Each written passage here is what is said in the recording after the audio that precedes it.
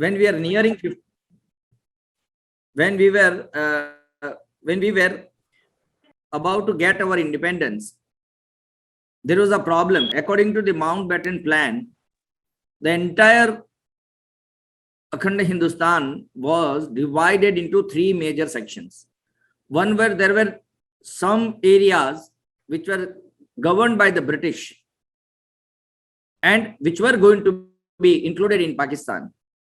The rest of the part was going to be Hindustan, that is Bharat, India.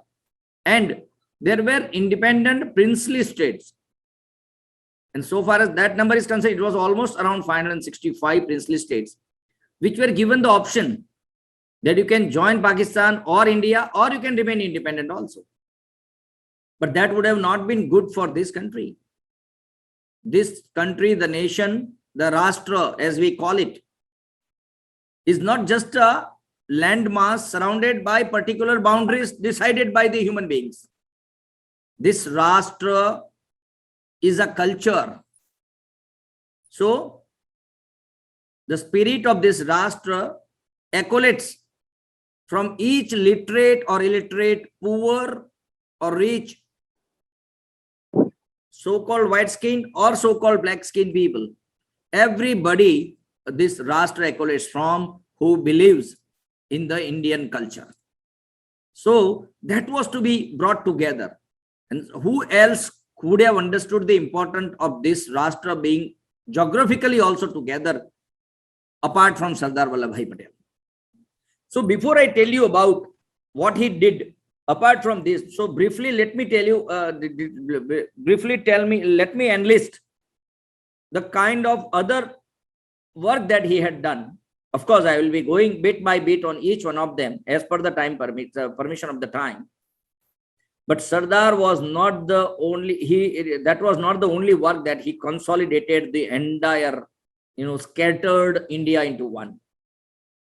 He was also the chairman of the committee of the Constitution, which gave us the fundamental rights, which is supposed to be the one of the major element, one of the most important element of our Constitution. Apart from that committee, he was also the member of, he was the chairman of several other committees. So he had a great role in the constitution making, apart from Dr. Babasaheb Ambedkar and several others. So Sardar, he was the first deputy prime minister, he was the first home minister, he was the first minister for information and broadcasting. These all portfolios were given after the independence. But let me tell you, friends, the process of consolidating the present India did not start on the morning of the 15th August.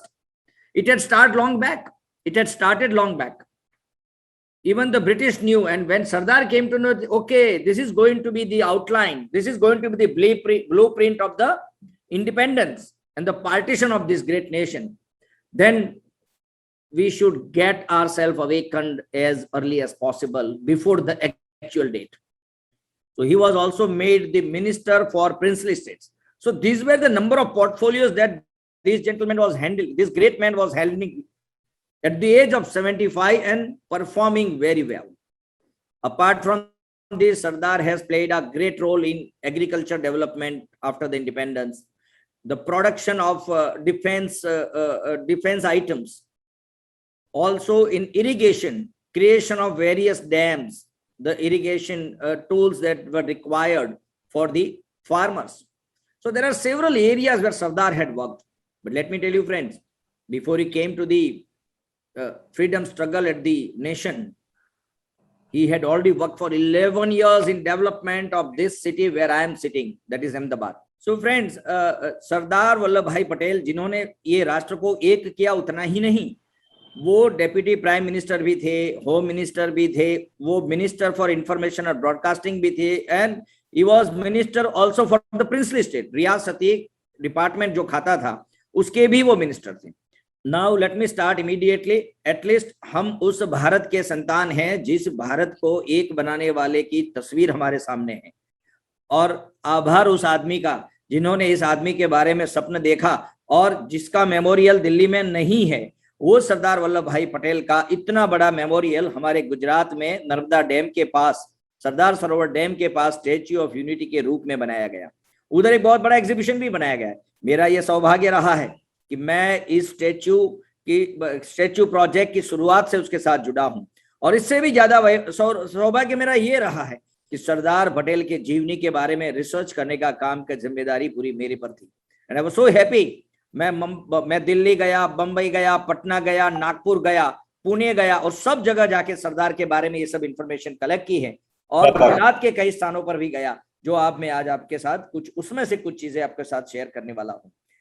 ये जैसे कि आप जानते हैं, सरदार के पिताजी करमसद के किसान थे।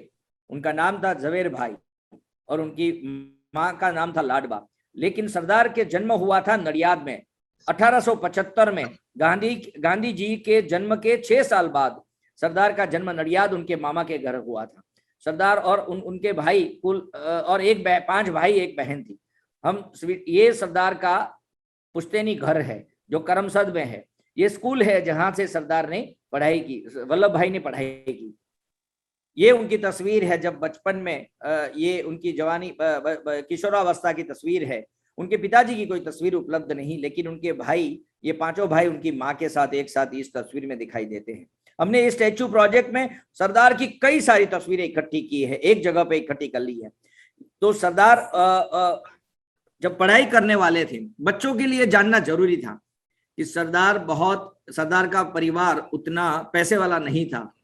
फिर भी सरदार ने चाहा कि अगर हमें इस गरीबी से बाहर निकलना है तो अच्छा पढ़ना चाहिए, और ये हमारा कर्तव्य बनता है कि हमें पहले अपनी पढ़ाई कंप्लीट कर लेनी है। सरदार पहले गुजराती मीडियम में पढ़े, फिर उन्होंने सोचा कि दुनिया को जानने के लिए मुझे अंग्रेजी का अभ्यास करना चाहिए, फिर वो इंग्लिश मीडियम में पढ़े। और आप नहीं मानोगे, सरदार 22 साल की उम्र में उन्होंने मैट्रिक किया। जो आजकल 15 साल की उम्र में बच्चे मैट्रिक पास कर लेते हैं, सरदार 22 साल की उम्र में मैट्रिक किया, नडियाद से उन्होंने कंप्लीशन किया। उसके बाद में उन्होंने सोचा कि मुझे पैसे कमाने की आवश्यकता है।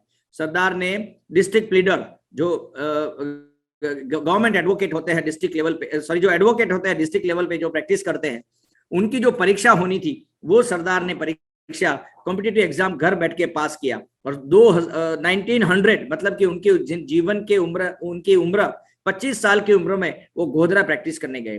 गोधरा प्रैक्टिस करने के बाद वो बोरसद प्रैक्टिस करने के लिए आए, जो आज आनंद विद्यानगर के पास है। बोरसद में प्रैक्टिस करने के बाद सरदार ने सोचा कि जीवन में सिर्फ कमाना ही नहीं है, हमें प्रगति भी करनी है। देखो, ये हर बात, सरदार के जीवन के हर बात पे हमको कुछ न कुछ संकल्प मिलते हैं। तो सरदार ने संकल्प किया कि मैं बैरिस्टर बनूंगा। उन्होंने पैसा इकट्ठे किया और 1905 में जब उनकी टिकट आई, तब उनके बड़े भाई ने बोला कि भाई मुझे पहले जाने दो। ये सरदार का बहुत बड़ा सेक्रीफाइस था। 1905 में उनके खुद के पेपर्स आए थे, एडमिशन और टिकट्स, लेकिन वो उन्होंने अपने भाई को दे दिया। और विठल भाई पटेल बैरिस्टर बनने के, जो अभी इस तस्वीर में मेरे लेफ्ट हैंड साइड में सबसे पहले दिखते हैं दाढ़ी वाले, वो विठल भाई, जिनके नाम से हमारा विधानसभा है, विठल भाई पटेल भवन बोलते हैं अपनी गुजरात की विधानसभा को। तो ये भाई चले गए। उसके बाद में उन्होंने फिर से पैसा इकट्ठा करना चालू किया। उनकी बहुत अच्छी प्रैक्टिस चलती थी। He was a very good advocate. He was a very successful advocate. Even the judges could not, deny the arguments. सरदार जो दलीलें पेश करते थे वो बहुत मुश्किल था सामने वाले वकील या जजेस को उसको नजरअंदाज करना। सरदार 1908 वैसे गए, ब्रिटेन गए और 1910 में पास किया, लेकिन उसके पहले मुझे उनकी जीवन की एक घटना आप लोगों को बता देनी चाहिए। 1909 की फरवरी में जब वो आनंद की कोर्ट में प्रैक्टिस कर रहे थे और एक केस चल रहा था, तब केस के बीच में एक आदमी उनके पास एक टेलीग्राम लेके आता है। सरदार अपनी आर्ग्यूमेंट्स, जो दलीलें पेश कर रहे थे, उसके बीच में उन्होंने वो टेलीग्राम को देखा। वो ऐसा वक्त था कि जब कोई एक्सीडेंट या कोई बहुत इंपॉर्टेंट न्यूज के बगैर टेलीग्राम नहीं होते थे। तब टेलीग्राम आया, सरदार ने टेलीग्राम देखा, पढ़ा और अपनी जेब में डाल दिया, क्योंकि टेलीग्राम बहुत महंगे रहते, टेलीग्राम करना बहुत महंगी चीज थी। उन्होंने वो केस को खत्म किया। वो जो खून के इल्जाम में जो आदमी को पकड़ा गया था वो निर्दोष था। वो निर्दोष आदमी को सरदार ने बचा लिया। लेकिन कुछ दोस्तों की निगाहें उस टेलीग्राम पे थी। तो जैसे ही केस खत्म हुआ, उन्होंने सरदार को पूछा कि क्या है टेलीग्राम में। उन्होंने बहुत भारी आवाज में कहा कि कल रात को मुंबई की कामा हॉस्पिटल में मेरी पत्नी लाडबा मेरी पत्नी झवेरबा का देहांत हो चुका है। पीपल वर शॉक्ड, लोगों को आघात सा लगा कि आप उसके बाद कैसे आर्गुमेंट कर पाए, जबकि आपने अपनी पत्नी के स्वर्गवास का समाचार सुने। लेकिन सरदार वल्लभ भाई ने बोला कि जिसको बचाना था उसको तो मैं नहीं बचा पाया, लेकिन जो आदमी मेरे भरोसे ये केस मुझे दिया है, तो ये मेरा वकील के तौर पे कर्तव्य बनता है कि अब मैं उसे तो बचाऊं।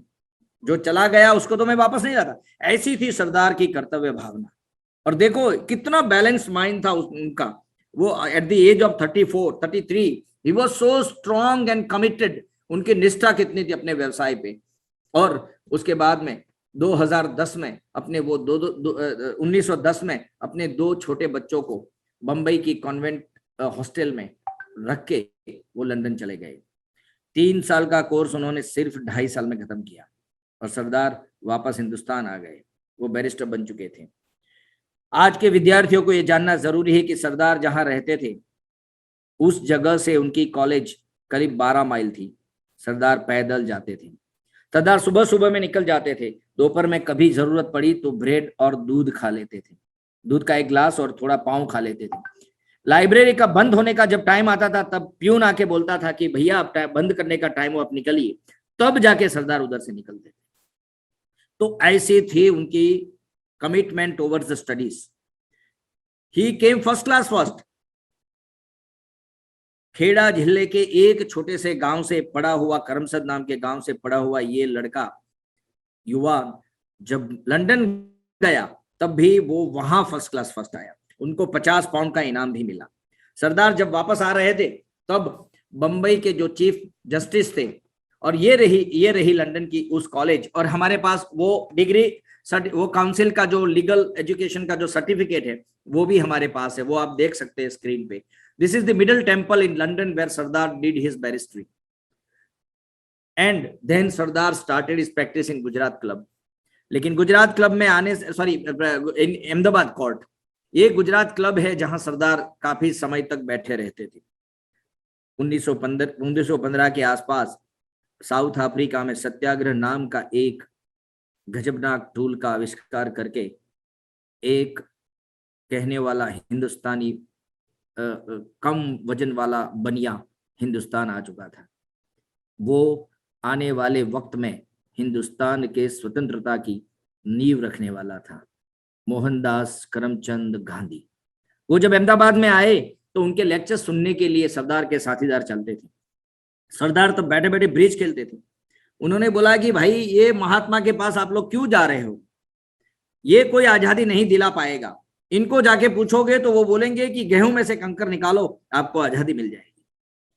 लेकिन 1917 के आसपास जब चंपारण में कलेक्टर ने गांधी जी को चंपारण में प्रवेश से मनाही करने का नोटिफिकेशन, मनाही हुक्म जिसको बोलते हैं, वो दिया, तब उन्होंने एक स्टेटमेंट दिया कि मैं तुम्हारे नोटिफिकेशन के डर से, जेल जाने के डर से मेरा जो अपने देशवासियों के प्रति जो कर्तव्य है उस कर्तव्यों से मैं चूक नहीं पाता। इतना स्ट्रॉन्ग आंसर था महात्मा गांधी जी का। सरदार को लगा कि यही आदमी है जो हिंदुस्तान को आजादी दिला सकता था। उसके पहले सरदार वैसे कांग्रेस की जो अपने राष्ट्रीय आंदोलन की जो सभाएं होती थी उसमें वैसे सुनने के लिए तो जाते थे। वो तिलक महाराज से बहुत प्रभावित थे। इसलिए तो उनके साथ काम करने वाले लोग बोलते हैं कि सरदार की काम करने की स्टाइल में कभी कभी हमें तिलक महाराज के दर्शन होते हैं। 1917 में सरदार ज्वाइन हुए अहमदाबाद म्युनिसिपल कॉर्पोरेशन में as a member, sanitary committee के चेयरमैन बने। सरदार ने 11 साल तक अहमदाबाद में काम किया। सरदार के बने हुए town planning, roads, some of the bridges, water centers, Gujarat Vidyapith, Gujarat university, इन सब में सरदार का बहुत बड़ा रोल रहा है। तो ये ना जाने कि सरदार सिर्फ उनको सिर्फ आयरन मैन मतलब के लोह पुरुष सिर्फ बना देने की आवश्यकता नहीं है। सरदार ने एजुकेशन, उस वक्त सरदार ने अनटचेबिलिटी, अस्पृश्यता पे बहुत काम किया। उन्होंने लोगों को बोला, वो हर गांव में जाके मीटिंगों में बोलते थे कि आप कैसे हर मनुष्य में भगवान का अंश है, आप कैसे इन लोगों से अपनी दूरी बनाए रखते हो, इनको टच करने से या इनको स्पर्श करने से आपका कौन सा धर्म खराब हो जाएगा। सरदार अस्पृश्यता के खिलाफ बहुत लड़े। सरदार चाइल्ड मैरिज, बाल विवाह के अगेंस्ट में भी बहुत लड़े। वो कहते थे अपने दोस्तों को, छोटे छोटे बच्चों की शादी कराना ये महापाप है। सरदार ने प्रोहिबिशन, दारू का जो दूषण था उसके अगेंस्ट में भी सरदार ने बहुत काम किया। सरदार के ऐसे काफी सारे सोशल कंसर्न्स जो है, सामाजिक निस्बत बहुत सारी उनकी थी। सरदार ने विमेन एम्पावरमेंट के लिए भी बहुत काम किया। 1919 में जब सरदार को पता चला कि अहमदाबाद म्यूनिसिपैलिटी में मेंबर के तौर पे विमेन नहीं इलेक्ट हो सकती है, एक कानून था section 15(1) of Bombay municipality act, it did not allow the women to be the member of Ahmedabad municipality at that time. Sardar ने सबको समझा के एक रिजोल्यूशन पास करवाया, बंबई गवर्नमेंट को भेजा, और 1925 में तब जाके 1925 में स्त्रियों को इलेक्ट होने का अधिकार प्राप्त हुआ। और सरदार उसमें विद्या गौरी नीलकंठ, जिनका नाम फेमस है, she was the first lady elected lady of Ahmedabad municipal corporation after the amendment in the act. Sardar ने ऐसे बहुत काम किए। 1928 में सरदार ने बारडोली सत्याग्रह के लिए अहमदाबाद कॉर्पोरेशन में से रेजिग्नेशन दे दिया। उसके पहले 1918 में खेड़ा सत्याग्रह, 1923 में नागपुर सत्याग्रह, 1924 में बोरसद सत्याग्रह, ये सब सत्याग्रह जो गांधी जी के गाइडलाइन पे चलते थे, लेकिन उसका ग्राउंड पर अगर कोई कमांडर था, नेतृत्व करने वाला था, जो वो जगह पे जाके जिन्होंने लोगों को इकट्ठा किया, लोगों के साथ बात की, गांव गांव उन्होंने मूवमेंट किया, प्रचलन किया। और इस सब सत्याग्रह में इतनी बड़ी ब्रिटिश सरकार के, जिसके बारे में कहा जाता था कि ब्रिटिश सरकार का सूरज कभी डूबता नहीं, क्योंकि पूरे वर्ल्ड में काफी सारे कंट्रीज में उनका राज चलता, तो कोई ना कोई तो ऐसा ब्रिटिश सरकार का राज रहता था कि 24 घंटे में वहीं तो सूरज रहता था। तो ऐसे ब्रिटिश सरकार को उन्होंने एक भी लाठी चलाए बगैर संपूर्ण हिंसक तरीके से उन्होंने ये सब आंदोलन में किसानों को जिताया। ये सरदार थे। आजादी तो कैसे मिली उसके लिए बहुत सारे अभिप्राय हैं, क्योंकि शहीद भगत सिंह, वीर सावरकर, फिर चंद्रशेखर आजाद, भगत सिंह के साथ जो शहीद किए हुए बटुकेश्वर दत्त, ऐसे कई सारे नाम हैं जिन्होंने संघर्ष किया और अपने जान न्यौछावर कर दी। तो इन सब शहीदों के साथ साथ ये भी एक फैक्शन था कि जो अहिंसक तरीके से ब्रिटिश सरकार के सामने हमने नेगोशिएशंस करता था। एक दिन 1931 में सरदार कराची कांग्रेस के प्रेसिडेंट बने। उसके बाद सरकार नेशनल लेवल पे चले गए। 1928 में बारडोली के किसान भाइयों और बहनों, महिलाओं, उन सब ने मिलकर उनको सरदार का खिताब दिया। उसके बाद 1940 में, जैसा आप जानते हैं, आई will just run through the presentation. तो ये अच्छा, ये 1917 में जहां गांधी मिले, उसके लिए प्रतीक तस्वीर है। And as I told you how he met Gandhi और उनके साथ उनको जुड़ने का कैसे फैसला लिया। ये अहमदाबाद म्यूनिसिपैलिटी तब की, और ये वो हॉल है जहां सरदार प्रेसिडेंट के तौर पे बैठ के काफी सारे डिसीजंस उन्होंने वहां से लिए हैं। ये गुजरात विद्यापीठ है। 1920 में जब गांधी जी ने ऐलान किया सहकार आंदोलन का, उस वक्त उन्होंने बोला कि अंग्रेजी शिक्षा पद्धति का बहिष्कार करो। तब जाके एक और इंस्टीट्यूशंस की आवश्यकता थी। उस आवश्यकता के तौर पे ये इंस्टीट्यूशन गुजरात विद्यापीठ की स्थापना की गई। गुजरात विद्यापीठ की स्थापना की गई और ये गुजरात विद्यापीठ है। ये है वाड़ीलाल साराभाई हॉस्पिटल। सरदार सिर्फ राजनीति या आंदोलनों में माहिर थे, वैसा भी नहीं है। Sardar was a great administrator. In 1927 in Ahmedabad there were very heavy floods. करीब एक हफ्ते के अंदर 50 इंच के आसपास बारिश आई थी। पूरे शहर में काफी इलाके पानी से भर गए थे, लोग रोड्स पे आ गए थे। सरदार ने तब जाके खुद रात को 3 बजे उठ के उन्होंने हर जगह का मुआयना किया, और अहमदाबाद ही नहीं लेकिन खेड़ा कलेक्टर के बंगलों तक, मतलब उधर भी जाके उनको भी मदद की थी। सरदार के इस काम की बहुत सराहना हुई थी। सरदार ने बहुत दिन मिलके वॉलंटियर्स को ऑर्गेनाइज करके काफी सारा फंड रेजिंग करके ये आपदा से ग्रसित हुए लोगों की मदद की थी। तो he was also a great administrator. उन्होंने सोचा कि सिविल हॉस्पिटल का एडमिनिस्ट्रेशन, तब के सिविल हॉस्पिटल का एडमिनिस्ट्रेशन अहमदाबाद म्यूनिसिपैलिटी के पास होना चाहिए। उन्होंने सरकार से दरखास्त की लेकिन नहीं मिला। तो उन्होंने क्या किया कि उन्होंने खुद ने मेहनत करके जमीन आइडेंटिफाई की। ये चिनॉय सेठ थे, उनसे पैसा लिया और अपना जो चिनॉय प्रसिद्धि गृह उधर से वाड़ीला हॉस्पिटल की शुरुआत हुई। और ये एक बहुत बड़ा हॉस्पिटल आज भी अहमदाबाद की लाइफलाइन जैसा है, क्योंकि काफी सारे मरीजों को उधर से नई जिंदगी मिलती है। तो ये था सरदार का काम। बारडोली सत्याग्रह में सरदार उधर ही रुके थे। बारडोली आश्रम, उन्होंने बारडोली आश्रम जो स्थापित हुआ उसमें सरदार रहते थे। बारडोली सत्याग्रह के बाद भी आज जब तक सरदार का देहांत नहीं हुआ 1950 में, तब तक वो बारडोली में आते जाते रहते थे। और जब भी कोई काम करना होता था तो वो बारडोली में जाके काम करते थे। तो ये रहा बारडोली स्वराज आश्रम, और ये सरदार निवास है जहाँ सरदार रुकते थे। और सरदार गांधी भी यहाँ रुके हैं और काफी सारे फ्रीडम फाइटर्स यहाँ रुके हैं। बारडोली अगर आप कभी जाना हुआ तो बारडोली में बहुत अच्छा म्यूजियम है सरदार वल्लभ भाई पटेल का, वो देखने जैसा है। आप लोगों को लगेगा कि गांधी जी जेल में गए, लेकिन सरदार अपने जीवन में कुल 6 बार जेल में गए थे।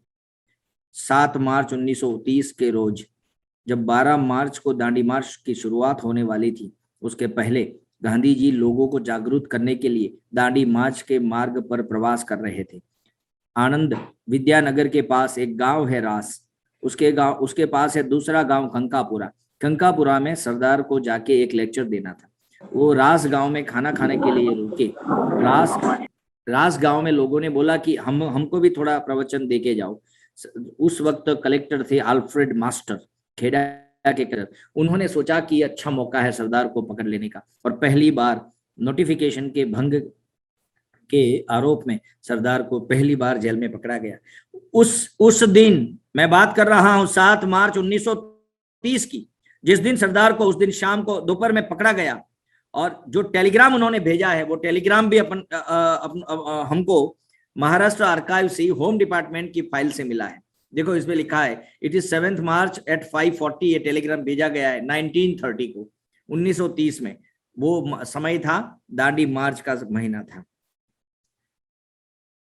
ज्यादातर लोग डॉक्टर कुरियन, जिन्होंने भी बहुत अच्छा काम किया है अमूल को एस्टैब्लिश करने में, लेकिन दोस्तों मैं बता दूं ये बीज पैदा हुआ था सरदार के विचारों से। जब पॉलसन नाम की एक कंपनी खेड़ा डिस्ट्रिक्ट के किसानों का मिल्क कलेक्ट करती थी, लेकिन उसमें बिचौलिए बहुत पैसे ले जाते थे, इनको पैसे नहीं मिलते थे, तो इनके पॉलसन कंपनी के साथ इनके झगड़े रहते थे, असंतोष था। सरदार ने तब भाईलाल भाई और त्रिभुवन भाई को खड़ा किया, उनको बोला कि इन खेडूतों की एक कोऑपरेटिव सोसाइटी बनाओ और एक कलेक्शन भी खुद करेंगे। तब जाके अमूल का जन्म हुआ था। तो ये बात भी मैंने सोचा कि आज आपको बता दूं। सरदार जब डेप्यूटी प्राइम मिनिस्टर थे तब ये चप्पल पहनते थे, देख लीजिए। ये शाहीबाग, अहमदाबाद शाहीबाग में जो एग्जीबिशन है, उनका मेमोरियल है, उसमें ये सरदार की सिगरी देखो, वो उनका जो लोटा बोलते हैं गुजराती में, वो जरा देख, कलश बोलते हैं, वो देख लीजिए एल्यूमिनियम का। These are the things that Sardar was using. Deputy Prime Minister of this great nation. Look at the kind of things he was using.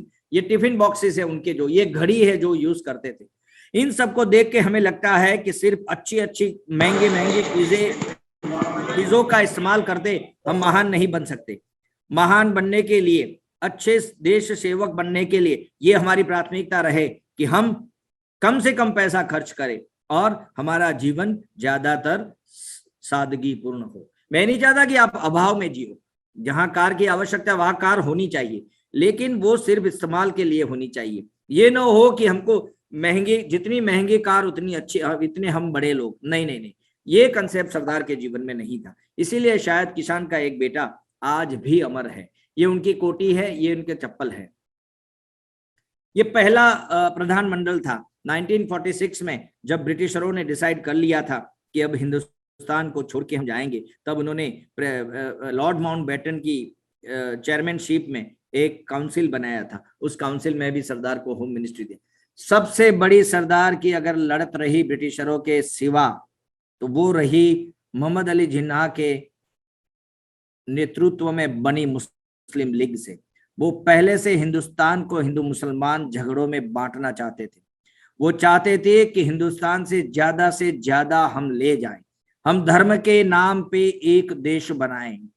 तो मुस्लिम लीग में जब उनको लगा कि ये जो हिंदुस्तान है, अखंड हिंदुस्तान, उसमें तो मुझे लीडरशिप नहीं मिलेगी, क्योंकि गांधी जी, पंडित नेहरू, सरदार वल्लभ भाई पटेल, राजगोपालाचारी, डॉक्टर राजेंद्र प्रसाद जैसे कई बड़े नाम थे, और दे वर वेरी पॉपुलर ऑल्सो। तब जाके मोहम्मद इकबाल के विचार पे मोहम्मद अली जिन्ना ने सोचा कि हम धर्म के नाम पे अलग हिंदुस्तान मांगे। उन्होंने हिंदुस्तान के मुसलमानों को बहुत सालों तक बहकाया। 1942 में जब छठी बार सरदार जेल में गए क्विट इंडिया मूवमेंट में, तब मुस्लिम लीग ने भारत की आजादी के लिए अपने हिंदुस्तान के ज्यादातर स्वतंत्र सेनानियों को सपोर्ट नहीं किया था। इसीलिए 1942 के बाद मोहम्मद अली जिन्ना और उनके मुस्लिम लीग के साथीदार जेल में नहीं थे, बाकी सब हिंदुस्तानी जितने भी और स्वतंत्र सेनानी थे सब जेल में थे। और उस वक्त था जब हिंदुस्तान के हर प्रांत में, हर शहर में एक हिंदुस्तान एक पाकिस्तान बनना शुरू हो चुका था। काफी सारे रायट्स हुए इस समय के दरमियान।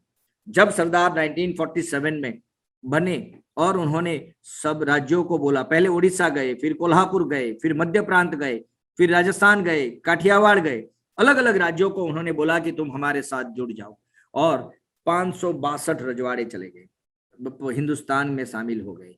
ये सरदार ही कर सकते थे। लोग उनको बिस्मार्क के साथ उनकी गिनती करते हैं, लेकिन दोस्तों बिस्मार्क की अगर स्टोरी सुने तो उनके तो कुछ 15-16 प्रांत इकट्ठे करने थे। उन्हें तलवार की धार पे करीब 2 या 3 साल में पूरा जर्मनी बनाया।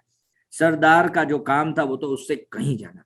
कोई आर्मी नहीं, अकेला एक आदमी जो हाथ से कांती हुई सूतर का कुर्ता और पैर नीचे चप्पल से ऊपर उठी हुई, आधा फुट ऊपर उठी हुई एक धोती, कचोटा जैसी धोती पहनने वाला एक किसान का बेटा पूरे हिंदुस्तान को एक बना पाया। 3 ऐसे राष्ट्र थे, 3 ऐसे प्रिंसली स्टेट्स जो हिंदुस्तान के साथ जुड़ने नहीं चाहते थे। एक था कश्मीर, दूसरा था जूनागढ़ और तीसरा था हैदराबाद। ये कहानी अपने आप में एक घंटे की कहानियां है। सरदार ने वर्ल्ड ओवर में, यूनाइटेड नेशंस में हिंदुस्तान की छवि खराब न हो, इसीलिए बहुत मुस्तैदी से काम लिया। लेकिन जब हैदराबाद से समाचार आए कि करीब 1,60,000 हिंदुस्तानियों को कासिम रिजवी और उनके जो रजाकार थे उन्होंने मार डाले हैं, हैदराबाद से आने वाली हर ट्रेन में आदमियों को धर्म के नाम पर चुन चुन के जिनको मारा गया, ये समाचार जब सरदार को मिले, तब 1948 में राजगोपालाचारी, पंडित नेहरू अभी और वक्त रुकने के लिए उनको बोला, लेकिन सरदार ने बोला नहीं, मैं किसी भी हिंदुस्तानी का रक्त अब और ज्यादा नहीं बहने दूंगा। और 13 अक्टूबर 1948 हैदराबाद पे ऑपरेशन पोलो, जिसको पुलिस एक्शन भी बोलते, वो शुरू हुआ। 5 दिन के अंदर अंदर निजाम हिंदुस्तान के शरण में आ गए और हैदराबाद भारत में जुड़ गया। जूनागढ़ जुड़ा हिंदुस्तान के साथ 9 नवंबर 1947 में, लेकिन 21 अक्टूबर 1947 में आजादी के बाद पाकिस्तान की खराब नजर अपने कश्मीर पे थी। उन्होंने अपने पठानों के वेश में, कबाइलियों के वेश में अपने पाकिस्तानी सैनिकों और पठानों को भेजा श्रीनगर को लेने के लिए। सरदार को तब पता चला, लेकिन माउंटबेटन बोले कि जब तक राजा हरि सिंह हिंदुस्तान के साथ जुड़ते नहीं, हम अपनी आर्मी नहीं भेज सकते। सरदार ने मेनन को दौड़ाया और 2 दिन में मेनन 3 बार कश्मीर गए, 24, 26 एंड 25 एंड 26। जाके जैसे ही वो सिग्नेचर लेके आए, वेलिंगटन एयरपोर्ट पे सरदार 100 विमानों की व्यवस्था के साथ खड़े थे। तब अपने field marshal Manekshaw was a brigadier, और इन लोगों ने तुरंत 27 की सुबह तुरंत जाके श्रीनगर, अगर आधा घंटे लेट होते तो आज का कश्मीर हमारे पास नहीं होता, भारत के पास नहीं होता। तो ये भी एक दिल धड़क कहानी है जो अलग से सुननी चाहिए कि उस दिन क्या हुआ। मुजफ्फरनगर और उरी में काफी भारतीयों को मार दिया गया, कहीं बहनों पर बलात्कार हुए, पाकिस्तानियों ने किए थे, जो आज पाकिस्तान के पास है। उस दिन अपनी आर्मी कश्मीरियों को भगाया, पाकिस्तानियों को भगाया, उनको और भी भगा सकते थे, जा सकते थे, लेकिन तब के हमारे प्राइम मिनिस्टर ने एक बार उरी बारामूला से कुछ पूंछ और बारामूला से कुछ डिस्टेंस आगे जब अपनी आर्मी पहुंची तब उन्होंने सीज फायर डिक्लेयर कर दिया और ये प्रश्न चला गया यूनाइटेड नेशंस में। तब से जैसे थे की स्थिति है और आज भी हमारा हिंदुस्तान का वो कश्मीर का वो पार्ट आज हमारा नहीं है। I will take 5 more minutes, right? I think then I'll conclude because time is also running. Okay. तो ये था हमारा कश्मीर। जूनागढ़ के जो नवाब थे, पूरी रियासत में जितनी भी जनता थी उसमें से 99% जनता चाहती थी कि हम भारत के साथ जुड़े। पाकिस्तान से इनका कोई लेना देना नहीं था। फिर भी नवाब जिनके दीवान थे 1971 में जब पाकिस्तान के भारत के सैन्य के हाथे मुंह खाई और बांग्लादेश राष्ट्र का जन्म हुआ, उस दिन जो ये लड़ाई के जो जनक थे जुल्फिकार अली भुट्टो, उनके पिताजी थे Shah Nawaz Bhutto, he was the Dewan of Junagadh. उन्होंने उनको ऐसी चाबी दी कि हम भारत के साथ नहीं जुड़ेंगे, हम पाकिस्तान के साथ जुड़ेंगे। उन्होंने डिक्लेरेशन भी कर दिया था, लेकिन सरदार ने कोई जल्दबाजी नहीं की। अंतरराष्ट्रीय लेवल पे अपना नाम खराब नहीं हो, इसीलिए उन्होंने बोला कि हम इंडियन आर्मी को वैसे भेज सकते हैं लेकिन हम नहीं भेजेंगे। तो ये थी सरदार की कुनेह, ये थी उनकी diplomacy. He asked the people of Junagadh कि आप रिवॉल्ट करिए, आप अपनी सेना बनाइए। और श्यामल दास गांधी, रतुभाई अदानी, उनकी लीडरशिप में वो आरजी हुकूमत कन्हैयालाल मुंशी के मार्गदर्शन के नीचे और 9 तारीख को जूनागढ़ भारत में जुड़ गया। नवाब भाग गए, वो भागते भागते पूरी तिजोरी खाली करके रह गए। काफी सारे हिस्टोरियंस लिखते हैं कि नवाब तो पूरा मतलब सेक्युलर था, तो इतनी सारी मिलकत लेके कोई थोड़ी ही भाग जाता है। 9 तारीख को जूनागढ़ भारत में जुड़ा। 13 नवंबर को सरदार जब सोमनाथ के मंदिर के पास गए तो टूटा फूटा गजनी और उसके बाद में कई इस्लामिक राजाओं ने जो मंदिर को बार बार तोड़ा था, जो पूरे हिंदुस्तान की आस्था का एक केंद्र था, उसको देख के सरदार के आंखों में आंसू आए। उन्हें तभी संकल्प किया कि मैं इस मंदिर का पुनः निर्माण करूंगा। उन्होंने एक कमेटी बनवाई।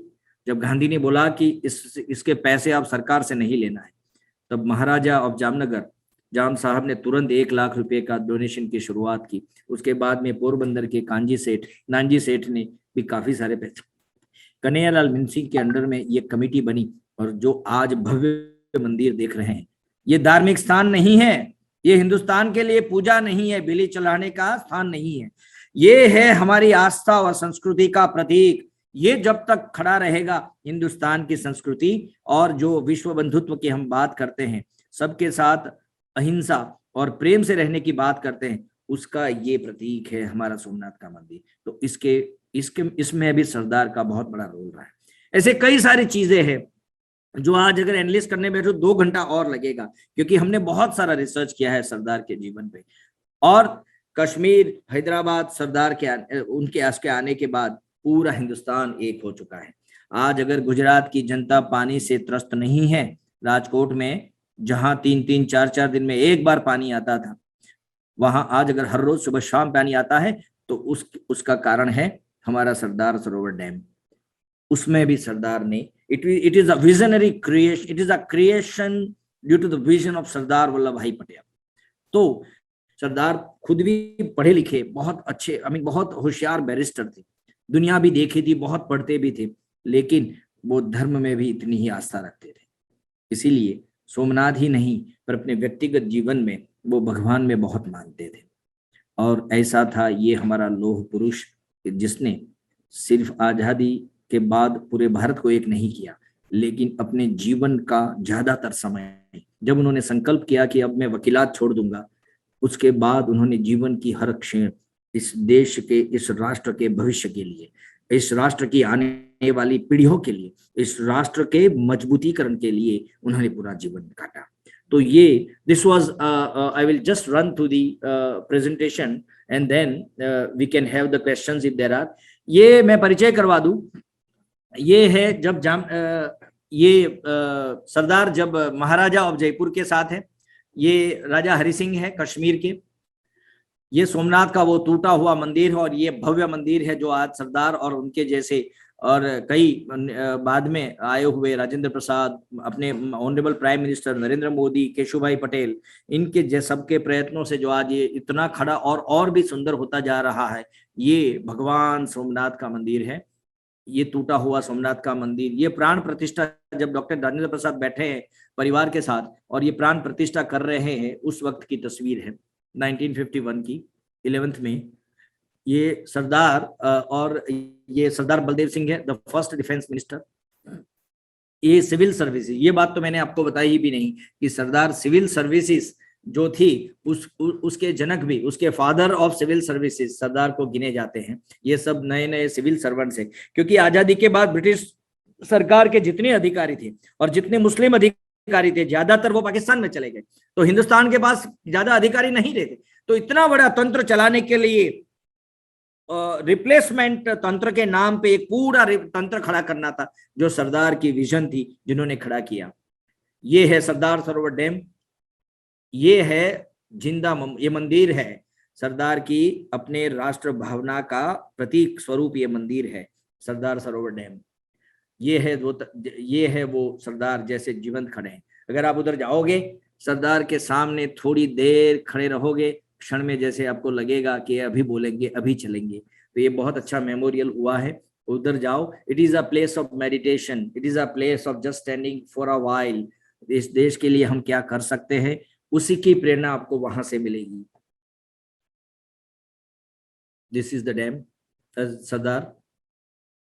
ये कंस्ट्रक्शन के स्टैच्यू है, ये भी एक अच्छा बहुत बड़ा लेक्चर है कि कैसे हमने पूरा कंस्ट्रक्ट किया।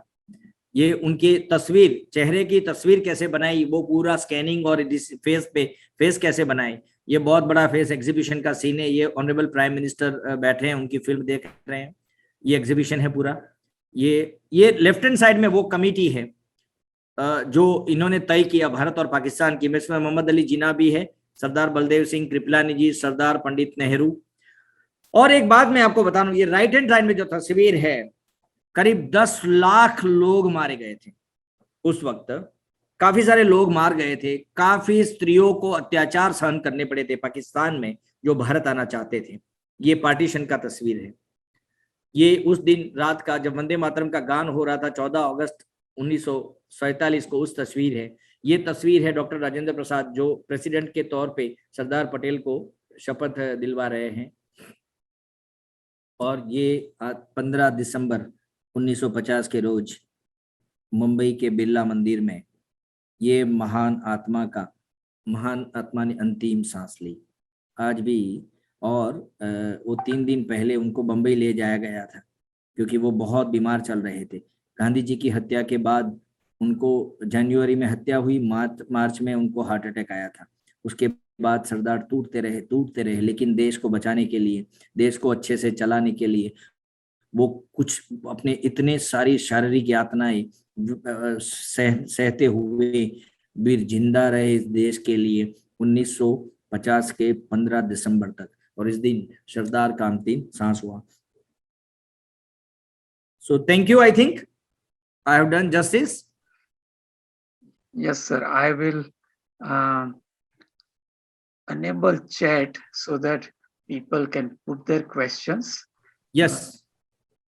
Friends, if you have any questions, you can raise the questions. Either you can write or you can speak also one by one. There is a question. So it would have been a great if you could have mentioned why he was not made PM. Yes. For 4 times. Let me tell you, friends, in 1929, everybody after the Bardoli Satyagraha said that Sardar should be made the leader of the entire process, the Congress committee. But Gandhi ji said, no. Let us make Pandit ji. In 1935, in 1936, and then finally in 1946, when 12 out of 15 committees had voted for Sardar Patel.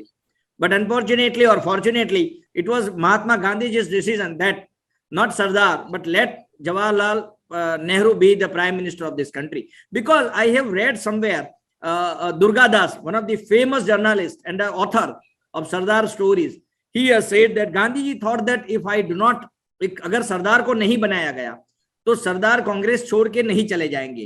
हो सकता है कि पंडित नेहरू के साथ ऐसा हो सकता है, ये गांधी जी का बोलना है और that is on record. But anyway, अब जो हो चुका है उसके बारे में ज्यादा रोने की आवश्यकता है नहीं. हम चाहते हैं कि आप जैसे विद्यार्थियों में से और सरदार पटेल पैदा हो. You can take a question. Can you throw some light about his children and grandsons?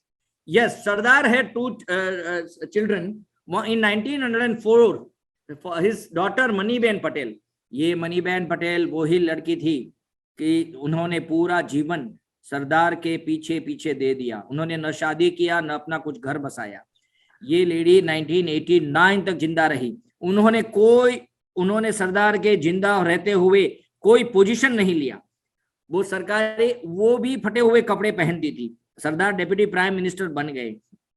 उनका एक बेटा था डाया भाई जो 1905 में पैदा हुए थे. He was also the president of Ahmedabad municipality after Sardar's death. He was also a great leader. उनके दो बेटे थे गौतम भाई और बिपिन भाई. उसमें से बिपिन भाई नहीं रहे, लेकिन जो गौतम भाई है और उनका बेटा केदार, दोनों अभी कैलिफोर्निया में रहते हैं. वो हिंदुस्तान सरदार के सरदार पे नाम पे लूटने के लिए आना नहीं चाहते.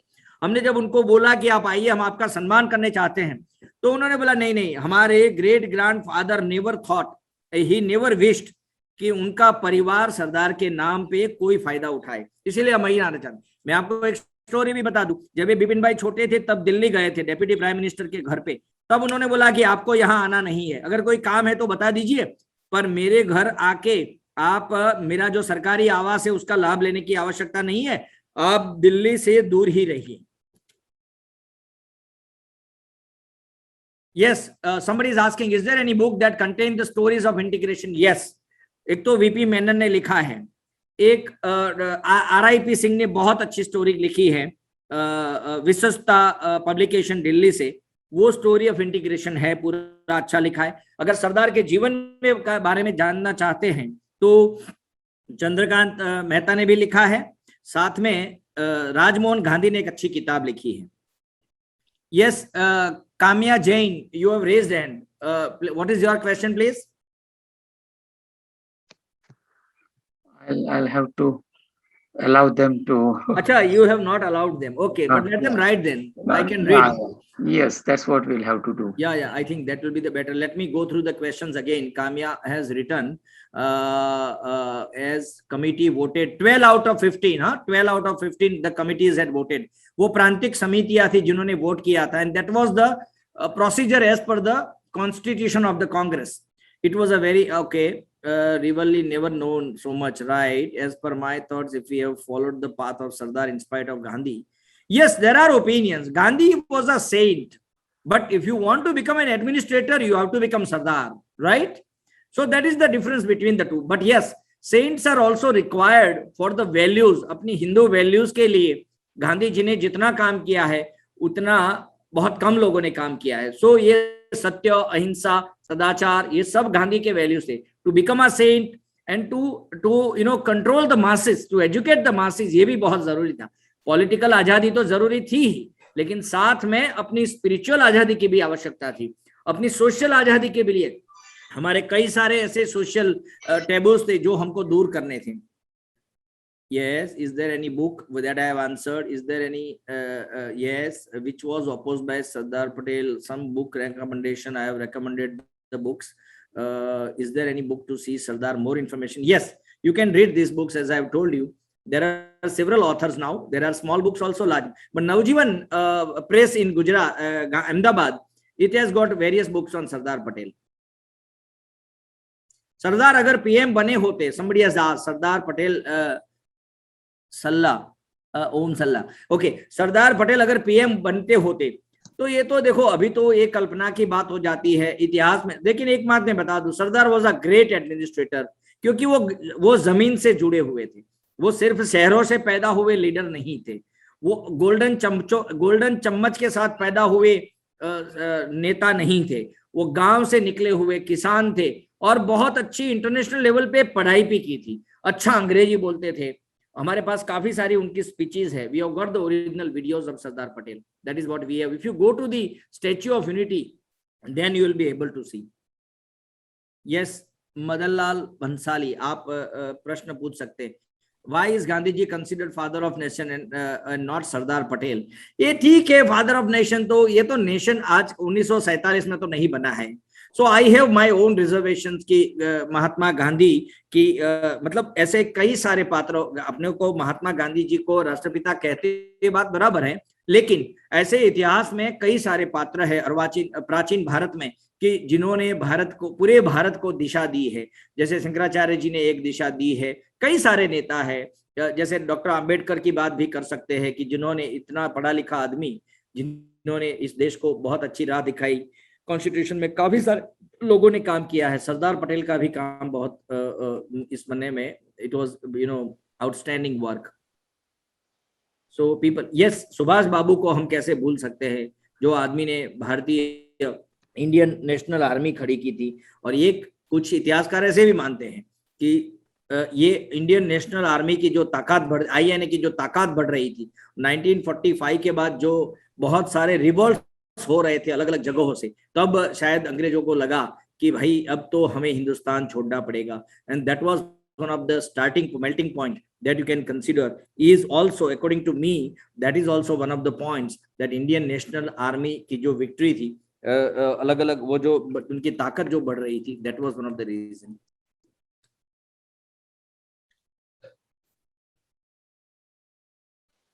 डॉक्टर संजय जी सर, सरदार पटेल मणिबेन की जो आर्थिक कंडीशन ठीक नहीं थी, हाँ, सरदार पटेल के डेथ के बाद उसके पास कुछ फंड था कांग्रेस का, उसने रिटर्न कर दिया, उसके बारे में थोड़ा बताइए। ये बात मैं बता देता हूँ। सरदार जब मरे तब उनके पास, सरदार का जब अवसान हुआ तब सरदार के पास उनके बच्ची के लिए, उनकी बेटी के लिए न कोई रोजगार था, न कोई घर था, न कोई खेत की जमीन थी, न कोई बैंक बैलेंस था। It was hardly something around 300 rupees का बैंक बैलेंस था। लेकिन आप देखिए इस देश के हवाले वो अपनी बेटी को छोड़ के चले गए। और सरदार ये मणिबेन पूरे जीवन, उनके जीवन के करीब करीब 40 साल सरदार के जाने के बाद उन्होंने किसी और जगह बिताए। वो कांग्रेस कमेटी के एक रूम में रहते थे या किसी रिश्तेदार के वहां रहते थे। उनके पास पहनने के लिए 2-3 वो सफेद साड़ियां थी, वो पूरा जीवन इन्होंने पहना। लेकिन सरदार के पास, सरदार के मृत्यु के टाइम मणिबेन के बाद ऐसा बोला जाता है कि करीब 40 लाख रुपए थे। वो 40 लाख रुपए की बैग उन्होंने हिसाब किताब की जो बुक थी उसके साथ पंडित नेहरू को जाके सौंप दिया था। यह करेक्ट।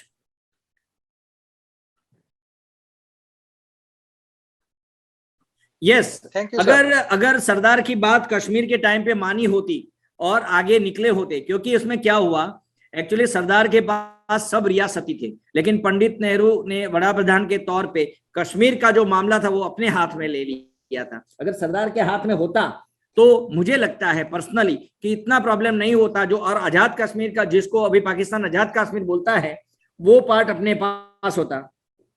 देख लो भाई, ठीक है, okay.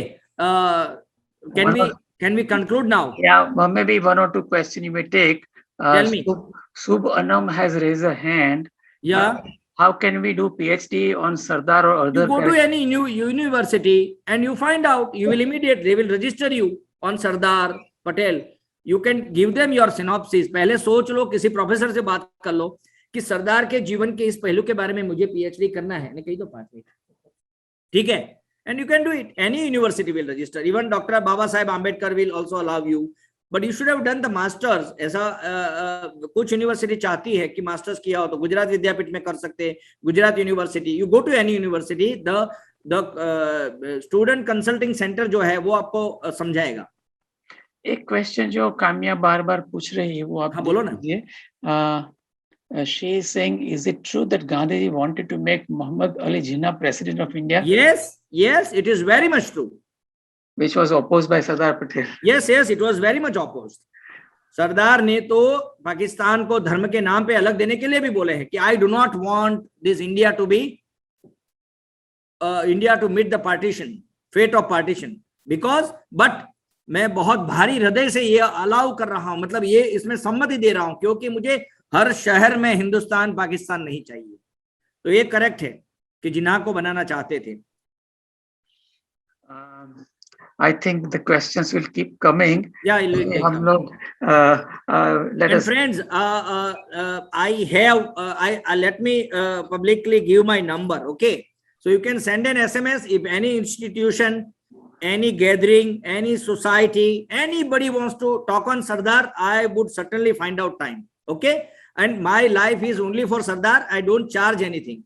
So you can. I am taking the risk of giving my number. It's okay.